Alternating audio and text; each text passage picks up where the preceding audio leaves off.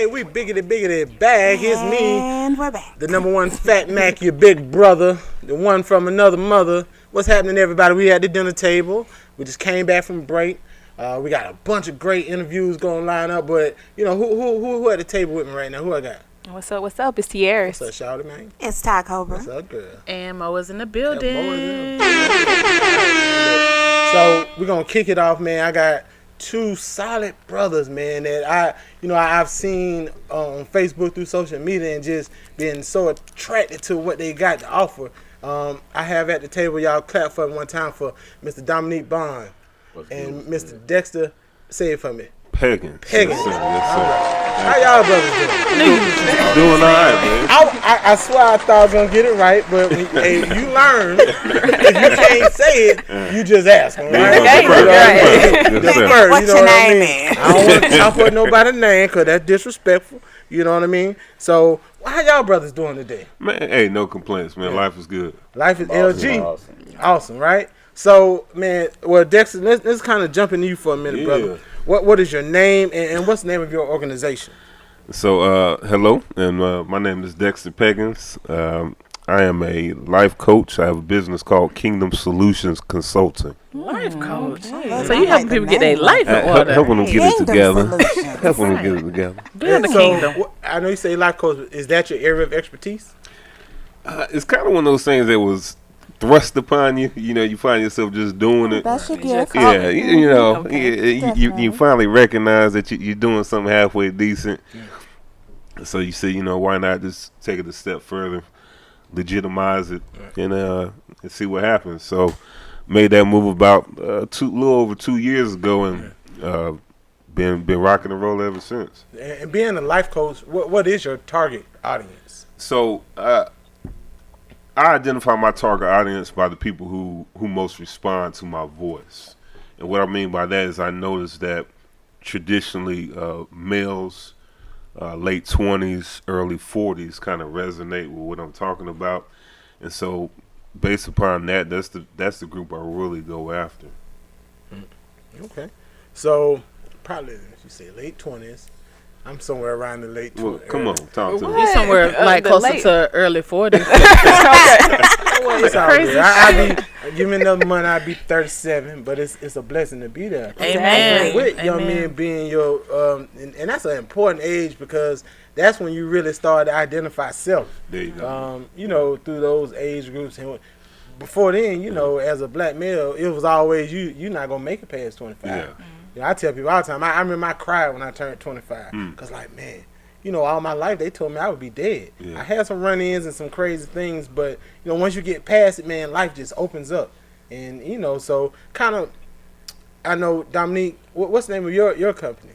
Ace Ambition, and that's basically a youth program that teaches young men how to create their own opportunities, how to monetize their ideas. Yes. I like that. Come on, Black What King. age group? What's your age group? Well, we work with young men, typically in middle school. Some are in high school, but usually they range around that 11 to about 15. Okay, get them early. And man, you put you two brothers together. Y'all got, you know, That's an amazing thing. beginning and the mid and on Right. through. Y'all Most create definitely. some solid brothers out here, man. So let me ask you this, Dominique. What inspired you to start your own company? It all starts with the problem. You know, when you see a problem and it resonates with you, it sparks something inside you. That's a passion.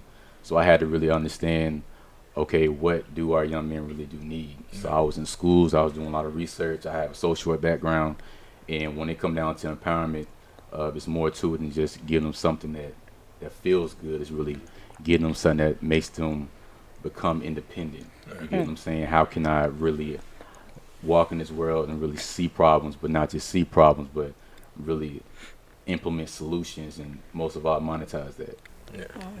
So I have a question. So how do you said your target area was from like 11 to 15.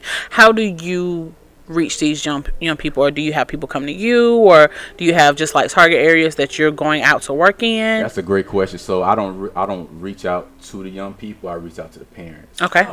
The parents are really my target audience. Okay. That's the people that I'm really trying to reach, because at the end of the day, how are the kids getting into the program? Yeah. You know, it's the parents. So a lot of the parents that's involved in the program, they're very serious about their kids' upbringing. They don't play no games. They're involved in other programs as well, and we just making things work. So, but what if you have? I mean, because there's so many situations where parents aren't involved, and that seems to be the issue. I worked in the school system for a while, and I see a lot of times where, I mean, the parent is almost the problem. So how do you reach those children who are already kind of going down a path where it's kind of going to lead not in the right way? They're either going to be dead or in jail, which is what most people tell them. So how do you reach those children? Good question. So with my program, I had to also understand that I have my own outside. I have my own programs. I have my own workshops. But I also partner with schools. I partner with DJJ. I partner where the kids are already at. Okay. So with my program, I have to rely on the parents bringing them, or I have to partner where the kids are already at and just meet them.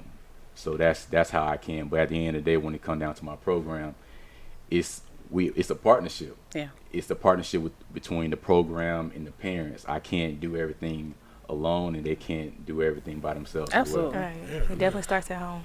Hey, Dexter. Yes, sir. Listen to this. Tell me what this means. Live a life of purpose on purpose. Oh, I yeah, love that. I did some research now. I like that. I felt that. I like that. I Live a felt life. that. Yeah. Snag Talk my to me. mantra. Yeah. So I think that what it boils down to is a lot of us go through life living very unintentionally. You know, we don't really.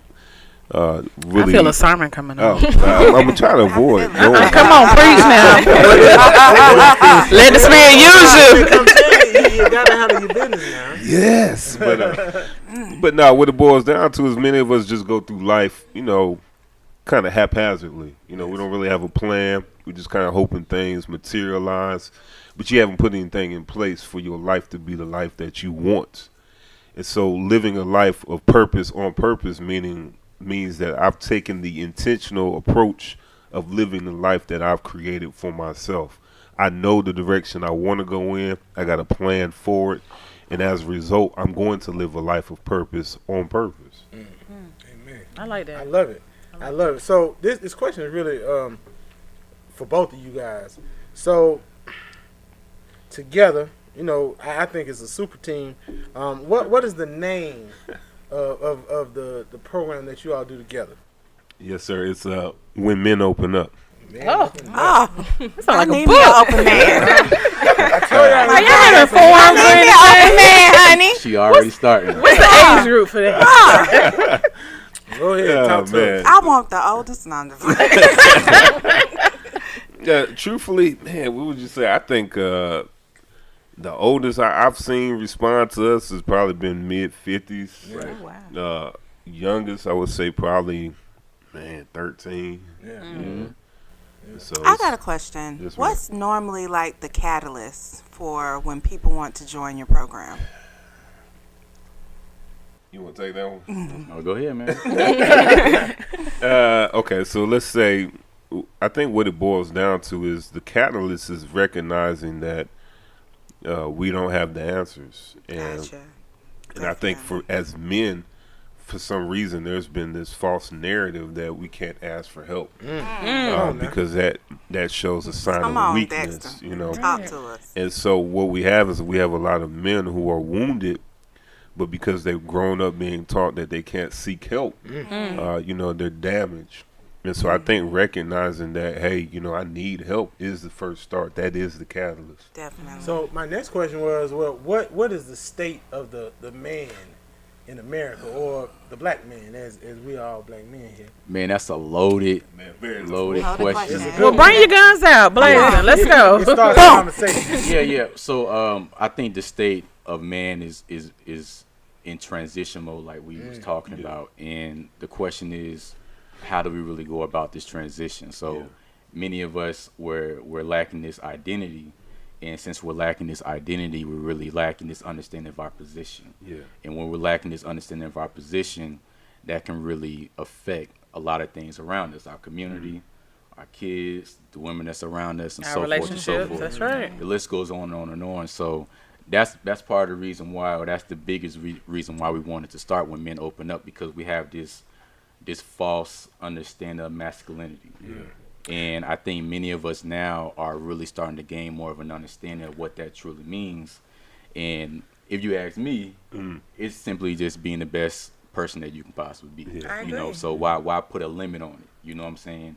And society has really put this toxic understanding of it, and that's really affecting a lot of the things around us. So the last episode was about peace, right? Man, that was one of my favorite topics. Man, and it was a real deep, and I kind of watched it like 2 or 3 times just to make sure I got the gist of it.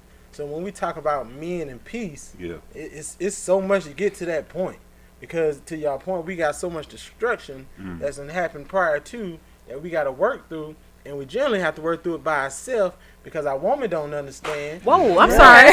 They'll belittle us because I we're feel like you going got through it. touched. We can't go to the psychologist because they don't really understand being a black man and our struggle. So how do we get to peace?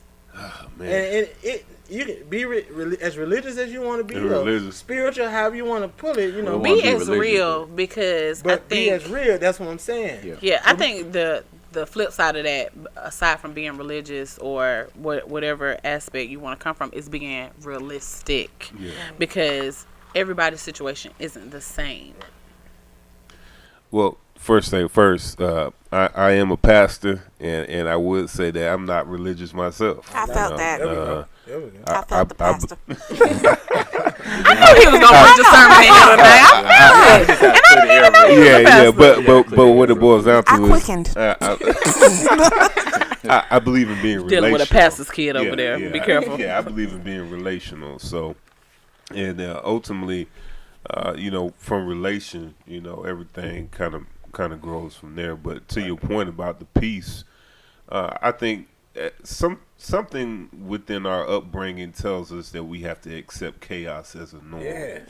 Come on. And when you get to the point where you're sick and tired of being tired of this lifestyle, then you're gonna have to ask yourself, okay, what am I allowing in my day-to-day life to kind of create this chaotic environment? And then from there, you have to begin to identify those things that you need to eliminate from your environment. And then once you really understand peace, I think you'll be more inclined to guard it at all costs. And so once you start to live a peaceful life, you'll start to identify those relationships that violate that in that space. Some people call it energy and whatever. You just recognize, hey, you know what? This is not making the path for me to live the life I want to live.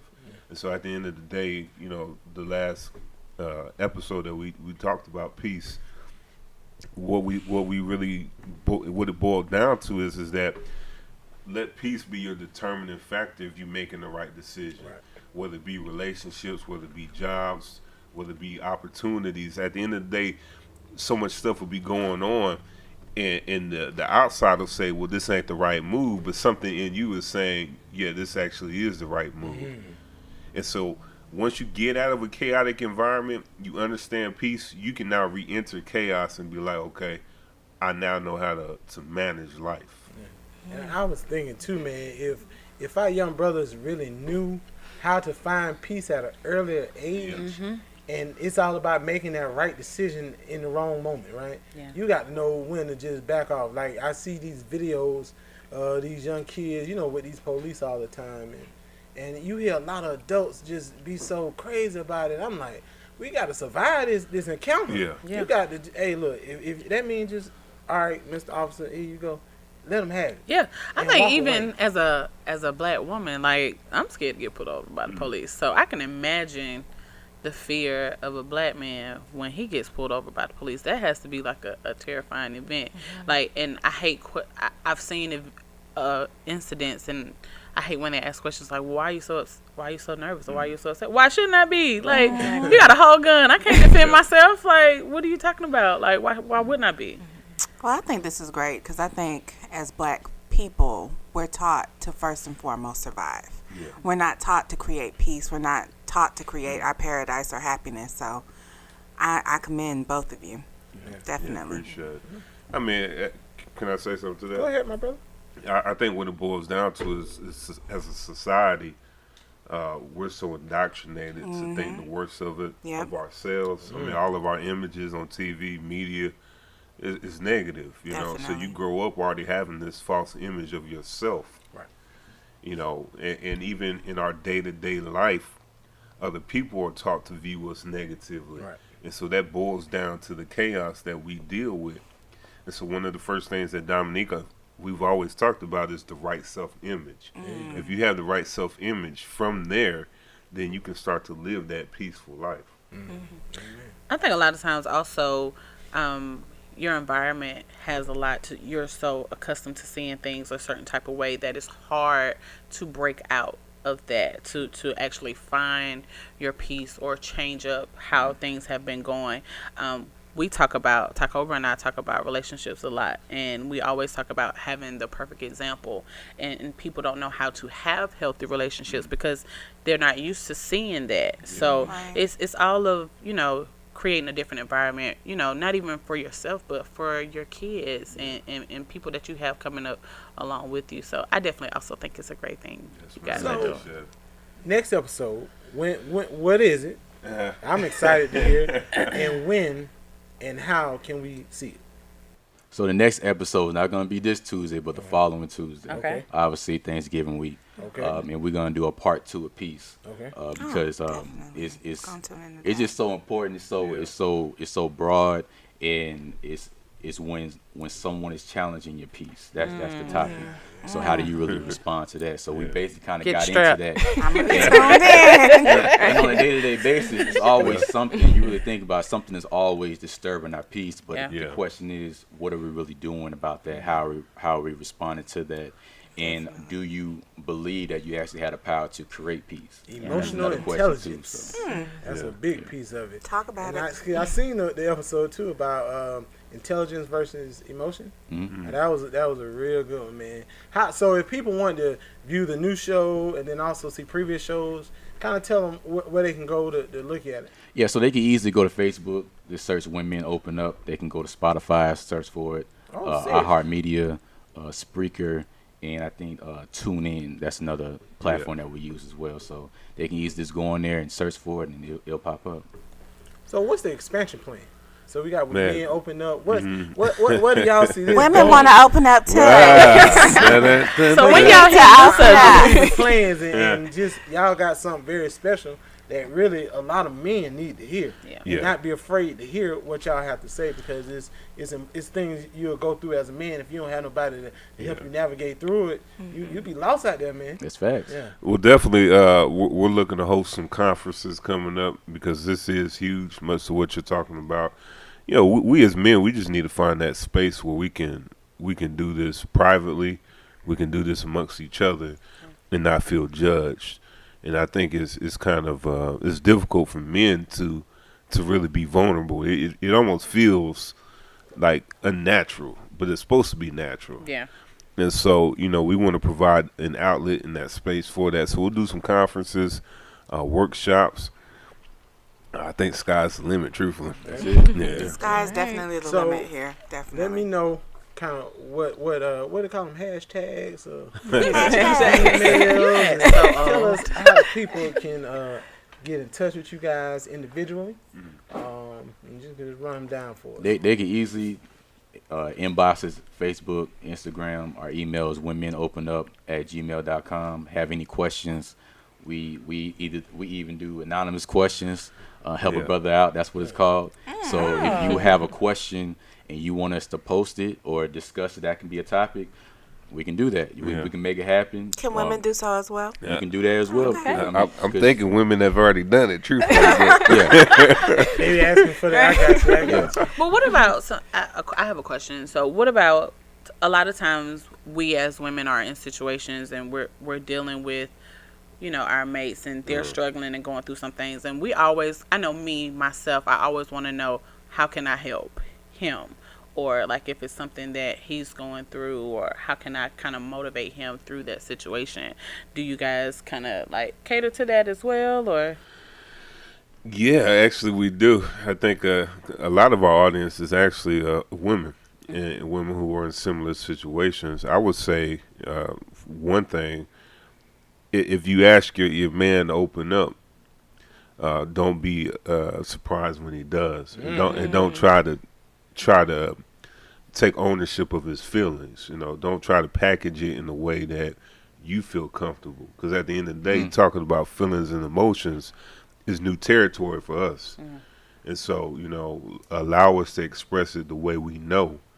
And then from there, I think what you'll end up happening is that your communication will start to grow from that moment. And then your man will understand that, hey, I can trust you with this. Right. But whatever he gives you, that's not ammunition to use against him in a future date either. That's key. Look at that. That's now, key. wait a minute. Say it again for the people in the back. So, look, man, we just want to say thank you, fellas, for coming about it. Dinner Thank you table for and having blessing me. us Thank you. Yes, sir. with that Absolutely. information. And what we're going to do right now is we're going to kick into break and come up with some more guests. This is us at the dinner table. The dinner Hey. table. All right. Thank you, guys. Thank you. Ain't nobody